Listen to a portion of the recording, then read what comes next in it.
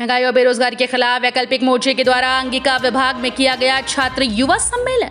पूरे देश में महंगाई और बेरोजगारी चरम सीमा पर है। चाहे घरेलू खाद्य पदार्थ के सामान हो, रसोई गैस या पेट्रोल डीजल, आसमान छू रहा है। इसी बाबत आज तिलका मांझी भागलपुर विश्वविद्यालय के अंगिका विभाग में वैकल्पिक मोर्चे के द्वारा महंगाई और बेरोजगारी के खिलाफ सम्मेलन सह बैठक का आयोजन किया गया।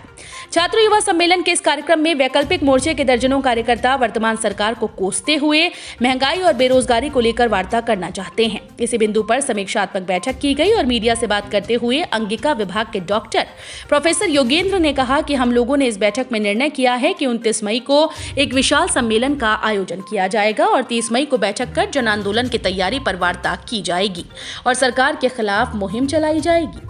केंद्र की वर्तमान सरकार से सवाल पूछा जाएगा, सवाल और उसमें सिर्फ यही सवाल रहेगा कि अमीर और अमीर हो रहे हैं, गरीबों की स्थिति और बदतर क्यों होती जा रही है।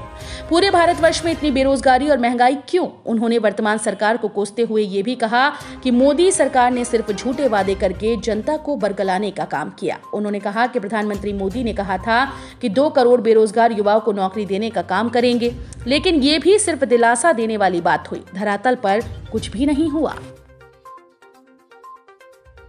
महंगाई और बेरोजगारी को लेकर के हम छात्र, युवा और युवा वर्ग सभी त्राहिमाम हैं। सरकार हमेशा सब्जबाग दिखाने का काम किया है। आज आप देख रहे हैं कि देश की सबसे बड़ी नियोक्ता रेलवे है और वो प्राइवेटाइजेशन की ओर अग्रसर है। अभी हाल ही में आपने देखा कि जो वैकेंसियां आई थी उसके खिलाफ जब छात्रों ने अपनी आवाज़ बुलंद की तो उसका किस तरह से बिहार में राजनीतिकरण कर दिया गया। तो हम युवा त्रस्त हैं, आम जनता त्रस्त है महंगाई से, रोजगार के दूर दूर तक अवसर नहीं दिखाई दे रहे हैं। इसके खिलाफ हम लोग आज छात्र युवा सम्मेलन कर रहे हैं और 29 तारीख को हिंदुस्तान के तमाम राज्यों से यहाँ पर आएंगे प्रोफेसर, डॉक्टर, समाजसेवी मुस्लिम मलियाटी कॉलेज में और एक बहुत बड़ा जन आंदोलन का रूपरेखा तैयार होगा। इसी कड़ी में आज उसकी हम लोग तैयारी कर रहे हैं। छात्र सरकार से हमारी यह मांग है कि सरकार हम युवाओं के लिए रोजगार मुहैया करे और जो यह सरकारी संस्थान है उस पर अपना जो डंडा ये चला रहे प्राइवेटाइजेशन की तरफ, इसको ये अविलंब रोक लगाए। इस पर मैं प्रणव कुमार,